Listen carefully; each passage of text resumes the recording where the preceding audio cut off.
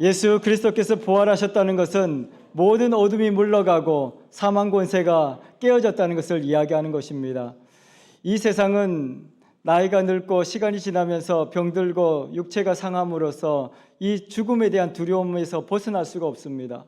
그런데 예수 그리스도께서 십자가에 달려 죽으심으로 3일 만에 다시 살아나시고 부활의 첫 열매가 되시고 우리에게 부활의 소망을 주신 것입니다. 그래서 온 세상은 이 부활의 예수 그리스도를 노래하는 것이고 우리 교회 또한 이 부활하신 예수님을 세상에 증거하고 선포하는 것입니다. 오늘 저와 여러분들도 이 부활의 능력으로 말미암아 승리의 삶을 살아가는 축복을 누리게 되기를 소망합니다. 예수를 믿는다는 것은 그냥 예수님께서 내 인생 가운데 도움을 주는 것이 아닙니다. 내 인생이 전혀 다른 하나님의 백성으로서 삶을 살아가는 것을 의미하는 것입니다. 그것을 가능케 하는 것이 부활입니다. 그래서 신약의 모든 사도들과 제자들은 이 부활의 예수님을 증거하는 것입니다.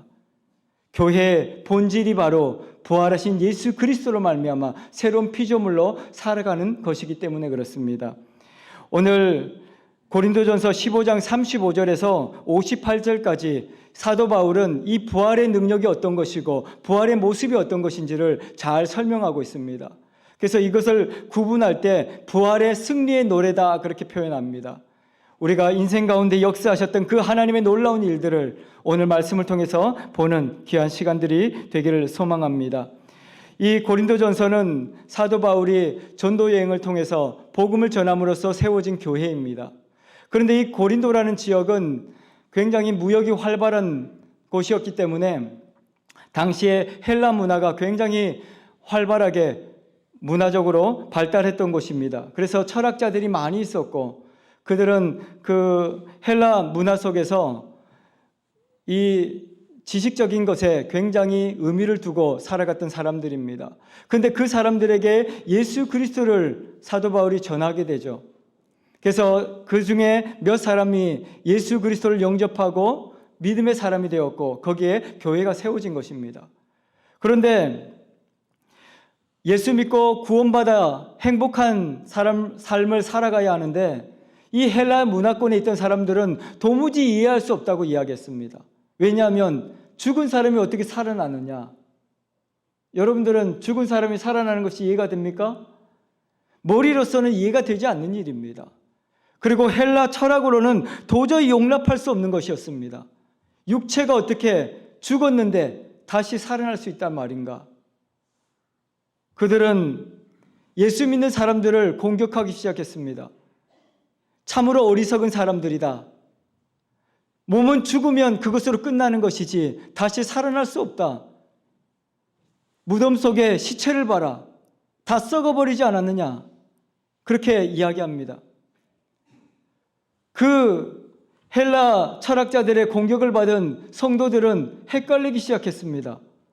복음을 들을 때는 분명 하나님께서 우리를 새로운 피조물로 창조하셨고 예수 그리스도께서 부활하심으로 우리에게 새로운 삶을 주셨다고 말씀했는데 이 생활 속에서는 그렇지 못했던 것이죠.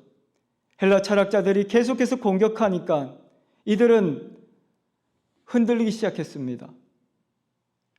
과연 정말 우리 몸이 죽어서 살아날 수 있을까? 몸의 부활이 가능하단 말인가? 그렇다면 우리 몸이 썩어버렸는데 어떻게 어떤 몸으로 다시 태어난단 말인가? 고민이 생기기 시작했습니다. 그래서 사도 바울에게 이 고린도 교회 성도님들이 모여가지고 편지를 보내죠. 도무지 우리는 이해할 수가 없습니다. 이 부활의 예수 그리스도를 다시 우리에게 알려주십시오라고 이야기했을 때 그 이 고린도 전서가 바로 거기에 답을 보낸 편지입니다.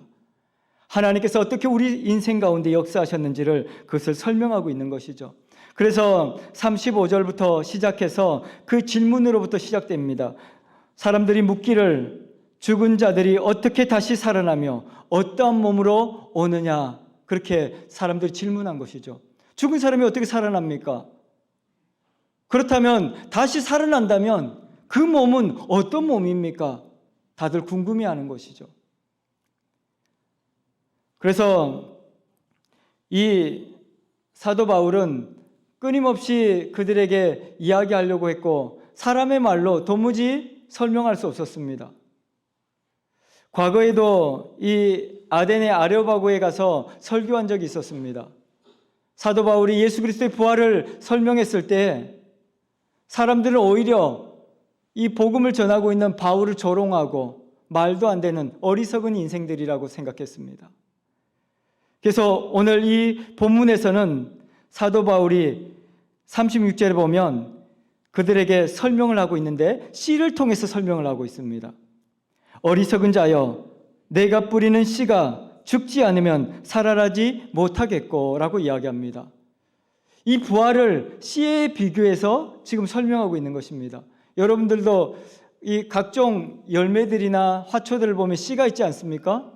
그 씨를 보면서 어떻습니까? 그 씨를 심는 사람들은 무엇을 기대합니까? 그 씨를 통해서 싹이 나고 꽃이 피고 열매가 맺는 것을 기대하면서 그 씨를 심죠.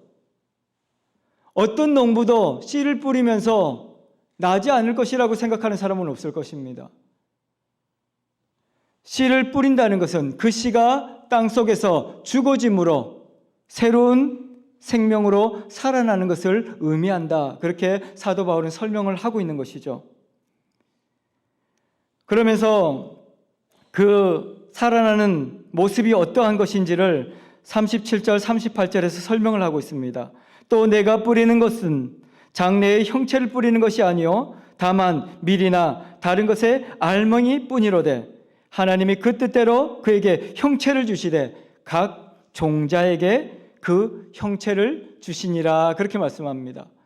씨의 모습이 어떻습니까? 저는 전문가가 아니라서 다 씨가 비슷한 것 같습니다. 그 씨가 그 씨인 것 같고, 그리고 그 씨앗을 통해서 그 씨앗에는 어떤 모습도 드러나지 않습니다. 그렇지 않습니까? 그 씨앗에 어떤 모양이라도 표시가 되어 있으면 이걸 심으면 뭐가 나겠구나 그렇게 알 수 있는데 어떤 것도 알 수 없습니다. 하지만 그 씨를 심었을 때 그 씨에서 놀라운 형체가 드러나게 된다는 것을 지금 사도 바울은 설명하고 있는 것입니다. 우리 인생이라는 것이 부족하고 연약하고 정말 보잘것없을 수 있습니다. 그런데 하나님께서는 우리 인생이 심겨질 때 그것을 통해서 놀라운 모습으로 우리를 변화시키는 것을 지금 사도 바울은 설명을 하고 있는 것이죠. 봉숭아 씨를 제가 이렇게 심어본 적이 있습니다. 봉숭아 씨하고 배추 씨하고 무 씨하고 거의 똑같더라고요. 근데 거의 다 비슷합니다. 근데 봉숭아 씨를 심었습니다. 근데 그곳에서 싹이 나더니 그 싹에서 꽃이 피는데 놀라웠습니다. 꽃이 빨간색도 피고 파란색도 피고 파란색은 보라색이었습니다. 보라색도 피고 그 다음에 흰색도 피고 이렇게 다양한 색깔이 거기서 나오는 거 보고 너무 신기하죠. 사도 바울은 지금 바로 그것을 이야기하고 있습니다. 우리의 인생, 우리의 모습이 비록 다 가치 없어 보이고 쓸모 없어 보이고 거기서 거긴 것처럼 보이지만 하나님께서는 그 씨앗을 통해서 놀라운 형체를 우리 가운데 부어주지 않습니까? 자연을 통해서 우리가 그것을 보지 않습니까? 라고 이야기하고 있는 것이죠. 하나님께서는 그 장래의 형체를 우리 그 씨앗을 통해서 보여준다라고 설명을 하고 있습니다. 그 씨앗에서는 장래 형체가 보이지 않습니다. 우리의 모습도 우리에게 어떤 선한 것이 나올 수 있겠습니까? 그런데 하나님께서 예수 그리스도를 주로 영접하고 내가 그리스도의 십자가와 함께 죽겠다고 고백하는 그 사람들을 통해서 놀라운 형체를 부여하시는 것입니다. 이것이 부활의 능력입니다. 사도 바울은 지금 그것을 우리에게 설명하고 있는 것이죠. 이 땅 가운데 자신의 모습을 보면서 너무 슬퍼하지 마십시오. 나이가 들어서 이 피부가 쪼글쪼글해졌다면서 우리 권사님이 이렇게 너무 슬퍼하시더라고. 걱정하지 마십시오. 우리 하나님께서 우리 육체는 이렇게 부족하고 연약해 보이고 늙고 시들어가는 것처럼 보이지만 부활의 능력은 우리를 새롭게 하는 것입니다. 그래서 고통 가운데 있을지라도, 어려운 가운데 있을지라도 우리의 연약한 몸을 가지고 슬퍼하지 마십시오. 그것이 부활의 능력입니다. 사람들은 우리 몸이 어떻게 젊어질 수 있습니까? 라고 이야기합니다. 그것은 하나님께서 하시는 일입니다. 우리에게 믿음이 없어서 그렇지 하나님께서는 무엇이든지 하시는 분이십니다. 부활의 능력도 지금 그것을 설명하고 있는 것입니다. 당신들의 머리로서는, 당신들의 지혜로서는 이 부활이라는 것이 도무지 이해가 안 되겠지만 이 씨앗을 보십시오. 이 씨앗을 심었을 때 놀라운 형체로 이렇게 드러나고 있지 않습니까? 하나님께서는 우리 인생을 이렇게 놀랍게 변화시켜 주는 것, 그것을 부활이라고 합니다. 라고 지금 설명하고 있는 것이죠. 오늘 저와 여러분들이 하나님의 말씀을 아멘으로 받으시면 놀라운 기적이 일어납니다. 이것은 부활의 역사는 말로 설명할 수 없는 것입니다. 하지만 우리가 이 부활하신 예수 그리스도를 보며 그분을 내 속에 영접하고 그분으로 인하여 다시 믿음을 선포하고 나가면 하나님의 역사가 우리를 통해서 놀랍게 드러나는 것입니다. 장래에 놀라운 하나님의 형체가 드러나게 된다는 것을 우리에게 말씀하고 있는 것입니다. 우리는 가끔 이 자연현상을 보면서 놀라운 일을 경험할 때가 있습니다. 저는 예쁜 나비가 애벌레에서 나오는 것이 너무 신기할 때가 많습니다. 정말 이 벌레의 모습은 너무나도 징그럽지 않습니까? 그런데 그 누에 고치를 깨고 나오는 이 나비의 모습은 너무나도 놀랍습니다. 너무나도 아름답습니다. 세상에 어떤 색깔로도 입힐 수 없는 그 아름다운 색깔을 하나님께 주시는 것을 볼 수 있죠. 이것이 바로 하나님께서 말씀하시는 하나님의 아름다운 형체입니다. 우리가 비록 우리의 몸은 후퇴하고 늙어갈수록 연약해지는 것처럼 보이지만 하나님께서 우리 가운데 함께 하심으로 이 부활의 역사를 우리의 삶을 통해서 드러내시겠다라고 말씀하고 있는 것입니다.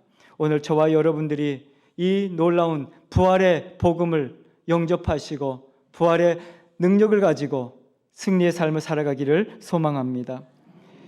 이 하나님께서는 우리나라는 이 본질은 변하지 않는다고 이야기합니다. 이 씨는 죽지만 그 씨를 통해서 새로운 생명이 나고 또 다른 씨를 만들어내는 그 본질은 변하지 않는다고 하나님께서 말씀하고 있는 것이죠. 이 씨앗의 신비가 바로 그것을 이야기하는 것입니다. 우리가 예수 믿고 새로운 삶을 살아가지만 나라는 본질, 하나님의 자녀라는 본질은 변하지 않습니다. 비록 우리의 몸이 늙어서 죽는다 할지라도 그 본질은 변하지 않는다고 이야기하는 것이죠. 그래서 예수 그리스도를 주로 고백하는 사람들은 살아서 믿는 자들은 영원히 죽지 않고 죽어서 믿는 자들도 다시 부활하게 될 것이다. 다시 생명을 얻게 될 것이다. 그렇게 말씀하고 있는 것입니다. 오늘 저와 여러분들의 이 본질은 변하지 않습니다. 하나님께서는 우리를 통해서 놀라운 역사를 보게 하실 것입니다. 이렇게 말했을 때 사람들이 이해하지 못하는 부분이 있습니다. 왜냐하면 유대인의 법에는 이 형제와 어떤 한 여인이 결혼을 해서 아이를 낳지 못하고 아들이 죽게 되었을 때 그 동생과 다시 결혼을 하고 대를 잇도록 법을 정했거든요. 신명기 25장에 보면 이 계대 결혼의 법에 대해서 이야기를 하고 있습니다. 이스라엘 사람들이 이 복음의 메시지를 듣게 되니까 너무 신기한 것이죠. 아니, 그래서 이 마가복음 12장에는 질문하는 사두개인들이 등장합니다. 사두개인들이 그 계대 결혼에 대해서 질문을 예수님께 하시죠. 그때 그가 그렇게 이야기합니다. 어떤 한 남자와 여인이 결혼했습니다. 아이를 낳지 못하고 남자가 죽었습니다. 그래서 그 여인은 그 계대 결혼법에 의해서 동생과 결혼했습니다. 그런데 그 동생도 아이를 낳지 못하고 죽게 됐습니다. 이렇게 7명의 형제가 다 아이를 낳지 못하고 죽게 되었습니다. 결국은 그 여인도 죽게 되었습니다. 만약에 성경에서 말하는 대로 다시 그 몸이 부활한다면 이 여인은 7 형제 중에 누구의 아내입니까? 그렇게 질문하죠. 여러분들은 어떻습니까? 누구의 아내가 맞습니까? 예수님께서 그들에게 마가복음 12장 24절에 보면 이렇게 설명을 합니다. 예수께서 이르시되 너희가 성경도 하나님의 능력도 알지 못함으로 오해함이 아니냐. 사람이 죽은 자 가운데서 살아날 때는 장가도 아니가고 시집도 아니가고 하늘에 있는 천사와 같을 것이다. 그렇게 말씀하십니다. 하나님께서는 가장 아름다운 모습으로, 가장 영화로운 모습으로 우리를 하나님의 형체로 변화시키시겠다, 그렇게 말씀하고 있는 것입니다. 우리가 생각하는 육체를 가지고 죄에 속한 그런 사람이 아니라는 것이죠. 예수님의 부활도 그러했습니다. 만약에 예수님의 몸이 그 십자가의 모습 그대로 부활했다고 생각해 보십시오. 얼마나 끔찍합니까? 채찍에 맞으심으로 온몸이 찢겨나가고 그런 만신창이가 된 그 육신을 가지고 부활했다고 생각해 보십시오. 그런데 하나님께서는 그를 놀랍게 변화시키시고 하나님의 영광을 보게 하셨습니다. 그것을 통해서 우리는 이 부활의 신비를 다시 경험하게 되어지는 것입니다. 그래서 그 39절부터 41절까지 사도 바울은 그렇게 설명을 하고 있습니다. 육체는 다 같은 육체가 아니니 하나는 사람의 육체요, 하나는 짐승의 육체요, 하나는 새의 육체요, 하나는 물고기의 육체라. 하늘에 속한 형체도 있고 땅에 속한 형체도 있으나 하늘에 속한 것에 영광이 따로 있고 땅에 속한 것에 영광이 따로 있으니 해의 영광이 다르고 달의 영광이 다르고 별의 영광도 다른데 별과 별의 영광도 다 다르다. 우리가 상상할 수 없는 하나님의 놀라운 역사가 이 신비에 드러난다라는 것을 우리에게 보여주고 있는 것입니다. 오늘 설명하고 있는 것은 하나님께서 태초에 천지를 창조하셨을 때의 모습을 이야기하고 있는 것입니다. 그때 하나님께서 아담과 하와를 창조하지 않았습니까? 동물들의 각양 다른 모습으로 창조하는 것을 우리가 보지 않았습니까? 라고 이야기하고 있는 것이죠. 우리가 눈에 보고 있는 이 새들을 보십시오. 동물들을 보십시오. 다 다양하지 않습니까? 그렇게 설명을 하고 있으면서 하늘에 속한 형체도 있고 땅에 속한 형체도 있고 하늘에 속한 영광이 있고 땅에 속한 영광이 따로 있다. 그렇게 설명을 하고 있습니다. 그리고 해의 영광도 다르고 달의 영광도 다르고 별의 영광도 다르고 별과 별의 영광도 다 다르다. 그렇게 다양한 하나님의 놀라운 역사에 대해서 설명을 하고 있는 것이죠. 그래서 하나님께서는 이 땅에 우리의 육체가 다양한 모습으로 각자의 삶을 살아가지만 우리가 하나님께서 말씀하실 때 예수 그리스도로 말미암아 하나님의 놀라운 형체로 우리를 변화시키시고 그 영광을 드러내게 하실 것이다 라고 말씀하고 있는 것입니다. 오늘 저와 여러분들이 이 땅을 살아가지만 비록 때로는 어떤 분들은 배우지 못했고 어떤 분들은 많이 가지지 못하고 어려운 가운데 살아가는 분들이 있습니다. 그 모든 영광이 모습이 다 다르지만 하나님께서 예수 그리스도의 부활을 통해서 하나님께서 함께 하시는 인생이 어떤 것인가를 보게 하실 것이다. 그렇게 말씀하고 있는 것이죠. 오늘 조금 세상에서 더 가졌다고 우쭐댈 거 하나도 없습니다. 다른 사람보다 조금 더 예쁘게 생겼다고 좋아할 거 하나도 없습니다. 다 사라지고 없어질 것들입니다. 결국은 하나님께서 예수 그리스도로 말미암아 부활의 생명을 주시고 그것으로 말미암아 새롭게 거듭난 삶을 살아갈 때 우리가 그의 영광이 드러난다고 이야기하고 있는 것입니다. 그래서 우리의 모양도 하나님의 그 아름다운 모습으로 변화되어지는 것이고 우리 육체도 하나님의 그 피조물로 새롭게 태어나는 것입니다. 그래서 예수 그리스도를 영접하는 사람들, 그 모든 사람들은 예수 그리스도 이름으로 새로운 피조물로 되어지는 것입니다. 오늘 그래서 저와 여러분들이 이 부활의 신비를 경험하시고 새로운 인생을, 아름다운 인생을 살아가는 저와 여러분들 되기를 소망합니다. 그리고 그 우리의 삶을 통해서 하나님의 영광이 드러나게 될 것입니다. 그리고 사도 바울은 42절에서 43절까지 설명을 하고 있습니다. 우리의 몸이 어떻게 살아날 것인지에 대해서 설명을 하고 있는 것입니다. 죽은 자의 부활도 그와 같으니 썩을 것으로 심고 썩지 아니할 것으로 다시 살아나며 욕된 것으로 심고 영광스러운 것으로 다시 살아나며 약한 것으로 심고 강한 것으로 다시 살아나게 될 것이다. 그렇게 설명하고 있습니다. 하나님께서는 이 부활의 소망이라는 것이 우리의 모든 삶을 완전히 바꾸어 나가실 것이다 라고 이야기하고 있는 것이죠. 우리가 이 썩어질 육체로 심지만 하나님께서는 썩지 아니할 것으로 다시 우리를 회복하시겠다, 그렇게 말씀하시는 것입니다. 그리고 욕된 것으로 심지만 영광스러운 것으로 우리는 다시 살아나게 될 것이다. 약한 것으로 심지만 강한 것으로 우리를 살리실 것이다, 그렇게 말씀하고 있는 것입니다. 우리는 시간이 지나면 늙습니다. 그리고 우리의 육체는 병들고 약해집니다. 하지만 하나님께서 말씀하십니다. 우리의 부족하고 썩어질 육체지만 예수 그리스도의 생명의 복음을 가지고 그것으로 심으면 그 악한 육체가 영광스러운 하나님의 존재로 살아가게 될 것이라는 것을 이야기하고 있는 것입니다. 단지 이것은 죽어서 받게 될 영광을 이야기하는 것이 아닙니다. 지금 살아 생전에 예수 그리스도의 부활의 능력이 어떤 것인가를 우리에게 보여주고 있는 것입니다.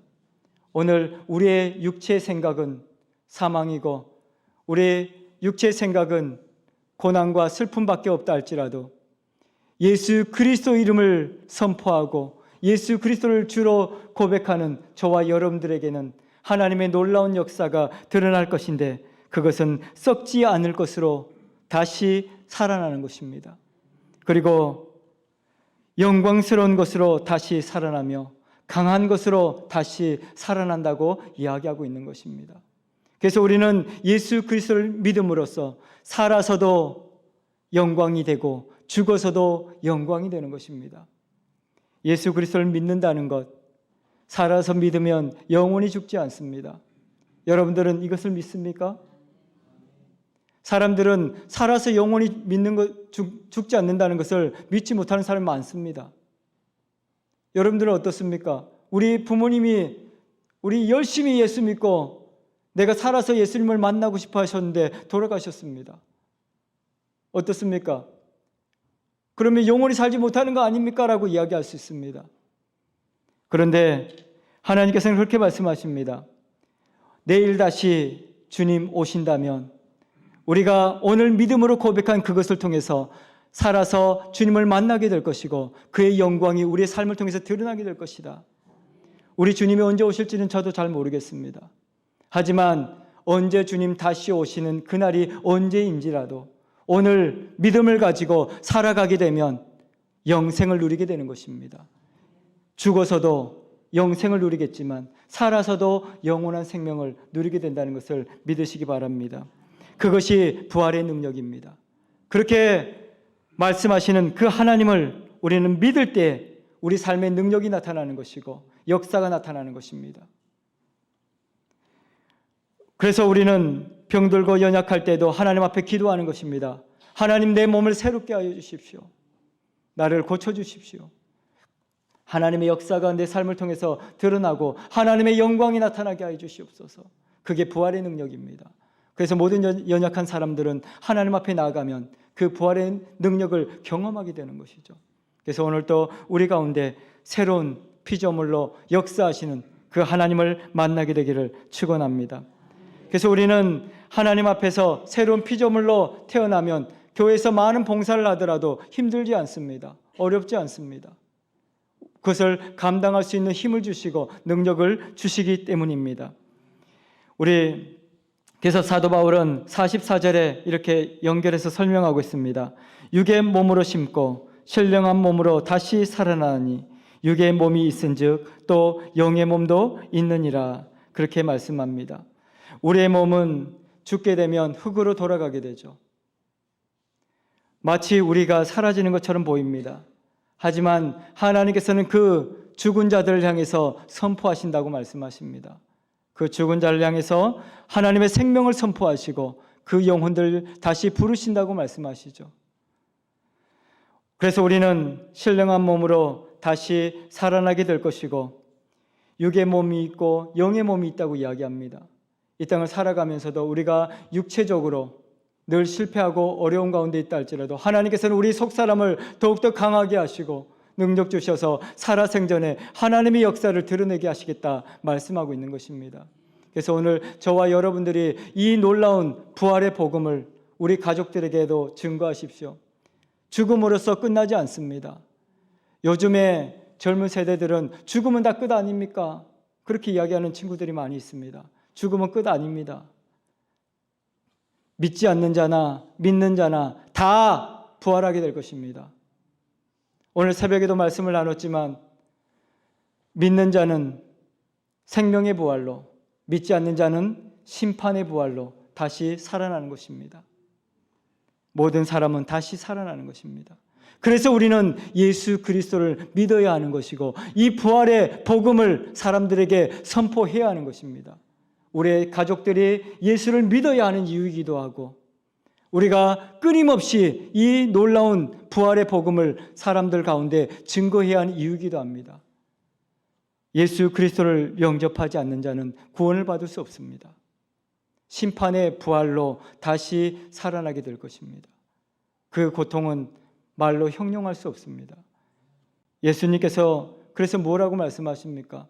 눈이 나로 하여금 범죄하게 하거든 어떻게 하라 그랬습니까? 눈을 빼는 게 낫다라고 이야기했습니다. 손이 범죄하는 것이 손을 잘라내고 지옥에 들어가지 않는 것이 낫다고 했습니다. 이 심판이 얼마나 두려운지를 우리에게 말하고 있는 것이죠. 그래서 우리는 이 땅을 살아가면서 하나님 앞에 예수 그리스도의 그 부활을 고백하며 선포하며 나가야 할 것입니다. 그래서 우리 육체의 몸은 아담으로부터 하나님께서 생명을 주셔서 생명을 받았지만 죄로 인해서 그 생명이 점점 소멸되어 가는 것을 보게 됩니다. 그래서 두 번째 아담인 예수 그리스도를 통해서 예수 그리스도는 어떤 영입니까? 살려주는 영이라고 했습니다. 이 죽은 영혼을 살려주는 영, 예수 그리스도를 통해서 그 부활의 역사가 우리 삶 가운데 드러나게 될 것이다. 그렇게 말씀하고 있는 것입니다. 저와 여러분들은 이제 예수 그리스도 안에서 새로운 피조물이 되었다는 것을 의미하고 있는 것입니다. 이것은 살아서도 마찬가지고 죽어서도 마찬가지입니다. 살아서 새로운 피조물로 하나님의 영광을 드러내는 저와 여러분들 되기를 축원합니다. 그리고 49절에 이렇게 설명합니다. 우리가 흙에 속한 자의 형상을 입은 것 같이 또한 하늘에 속한 이의 형상을 입을 것이다. 하나님께서는 우리 몸을 완전히 새로운 삶으로 변화시켜 주실 것이고 하나님께서 하늘에 속한 사람으로서 우리의 삶을 새롭게 하실 것이다. 그렇게 말씀하고 있는 것입니다. 그래서 우리는 이제 하나님의 영광을 드러낼 하나님의 축복의 통로가 되어지는 것이고 하나님의 아름다운 형체를 입음으로써 이 땅에서 능력의 삶을 살아가게 되어지는 것입니다. 그래서 50절부터 그 놀라운 역사가 어떻게 우리 가운데 드러난지를 설명하고 있습니다. 51절 우리가 읽었던 51절 52절의 말씀을 보면 보라 내가 너희에게 비밀을 말하노니 우리가 다 잠잘 것 같이 잠잘 것이 아니요 마지막 나팔의 순식간에 호련히 다 변화되리니 나팔 소리가 나매 죽은 자들이 썩지 아니할 것으로 다시 살아나고 우리도 변화되리라. 아멘. 우리도 다 변화되리라고 말씀하십니다. 예수 그리스도를 주로 고백하는 모든 이들이 다 하나님의 영광을 보게 될 것이고 영원한 생명을 누리게 될 것이다. 그렇게 말씀하시면서 우리가 변화하여 하늘에 속한 자로 살아가게 될 것이다 라고 말씀하고 있는 것입니다. 우리가 세상에 존재하지만 우리는 하늘에 속한 자들입니다. 하늘의 시민권을 가진 자들이고 하나님의 생명책에 이름이 기록된 자들입니다. 오늘 그에 합당한 삶을 살아가는 저와 여러분들 되기를 축원합니다. 그래서 우리는 이 능력의 말씀을 우리가 받고 우리는 선포하고 하나님 앞에 더 가까이 나가게 되는 것입니다. 그러면서 사도 바울은 연결해서 설명을 하고 있습니다. 54절부터 56절까지 보면 이 썩을 것이 썩지 아니함을 입고 이 죽을 것이 죽지 아니함을 입을 때에는 사망을 삼키고 이길 것이다. 기록된 말씀이 이루어지리라. 사망아 너의 승리가 어디 있느냐? 사망아 너의 쏘는 것이 어디 있느냐? 사망이 쏘는 것은 죄요, 죄의 권능은 율법이라 그렇게 말씀하십니다. 결국 사람은 왜 죽습니까? 하나님께서는 죄로 말미암아 죽는다고 말씀하십니다. 결국 사람들은 그 죄로 죽게 되는 것입니다. 그런데 예수 그리스도께서 부활하심으로 우리가 죽지 아니할 몸을 입게 되고 하나님의 그 놀라운 역사를 드러내게 된다고 말씀하고 있는 것입니다. 이제는 사망을 삼키고 영원한 생명을 가진 자로 우리가 살아가게 될 것이다. 그렇게 선포하고 있는 것입니다. 여러분들도 이제 삶 가운데서 선포하십시오. 사망아, 너의 쏘는 것이 어디냐? 우리의 인생 가운데 오늘 또 죽음을 앞에 두고 두려워하시는 분들이 있습니다. 예수 그리스도께서 살아나심으로 그 모든 사망의 권세를 깨뜨렸습니다. 그것을 통해서 죄의 권세가 깨뜨려진 것을 우리에게 보여주시는 것입니다. 그리고 예수님께서는 그렇게 말씀하셨습니다. 이것을 통해서 예수 그리스도의 부활을 통해서 율법을 완성하셨다라고 말씀하십니다.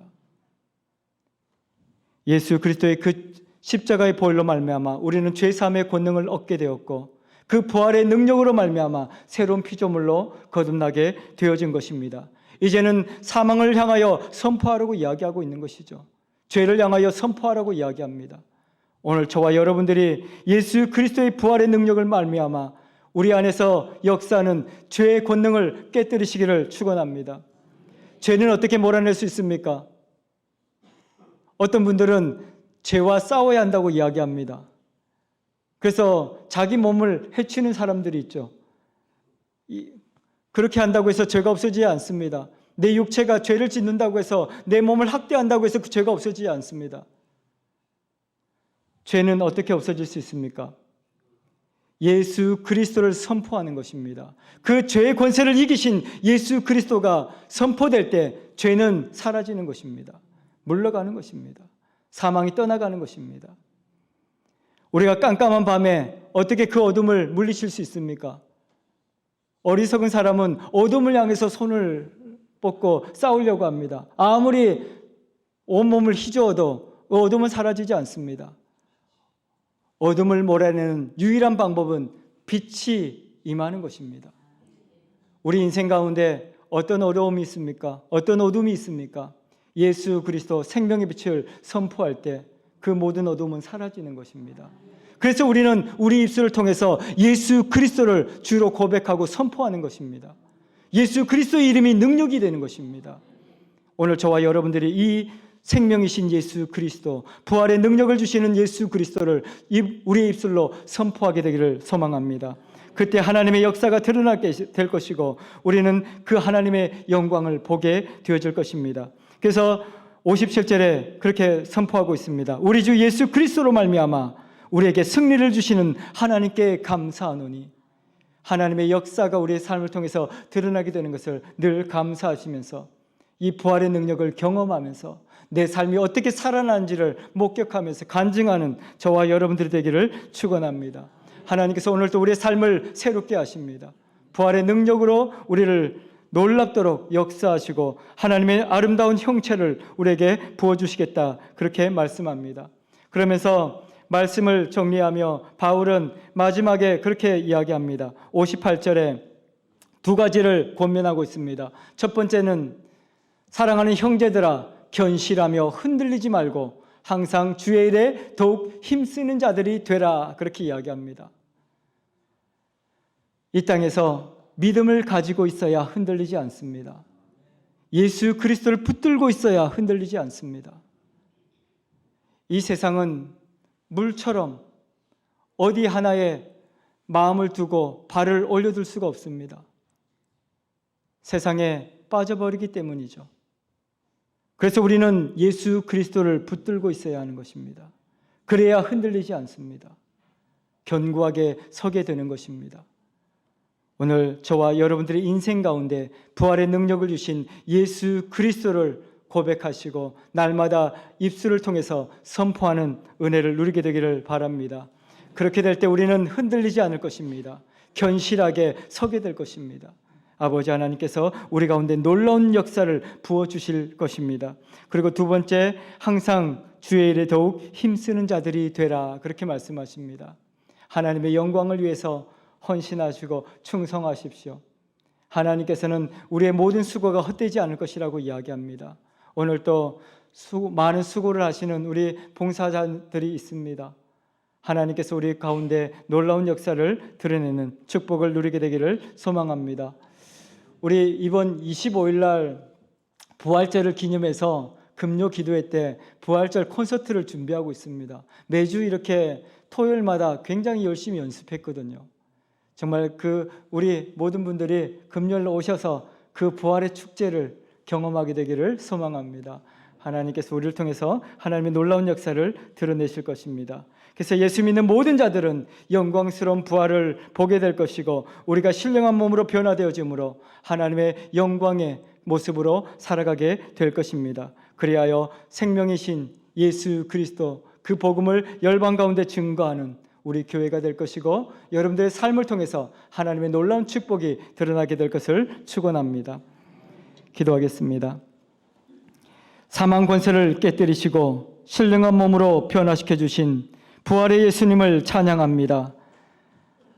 어리석은 생각과 세상의 허탄한 것으로 가득 차 하나님의 말씀을 듣지 못하는 저희들을 불쌍히 여겨 주옵소서. 믿지 못하는 저희들의 어리석음을 불쌍히 여겨 주옵소서. 오늘 우리의 귀를 열어주시고 하나님의 음성을 듣게 하여 주옵소서. 우리의 눈을 열어 부활하신 예수님을 보게 하여 주옵소서. 그리하여 신령한 몸을 가진 우리의 삶을 통하여 변화의 능력의 삶을 살아가는 저희들이 되기를 소망합니다. 하나님께서 우리 가정과 직장과 생업 위에 부활의 능력을 덧입혀 주옵소서. 참으로 어려운 시간을 살아가고 있습니다. 아버지 하나님께서 부활의 능력으로 함께 하심으로 우리 모든 가정과 직장과 생업이 변화를 경험하게 하시고, 그 속에서 역사하시는 하나님으로 말미암아 부활의 삶을 살아가는 저희들이 되게 하여 주옵소서. 비록 육체를 가지고 살아가지만 하나님의 영광이 드러나는 영광스러운 삶이 되게 하여 주옵소서. 환우들의 간절한 기도를 들어 응답하여 주시고 부활의 소망을 주심으로 병든 몸을 고침받고 상처 입은 몸이 싸매어짐으로 부활의 증인으로 살아가는 우리 모든 환우들이 되게 하여 주옵소서.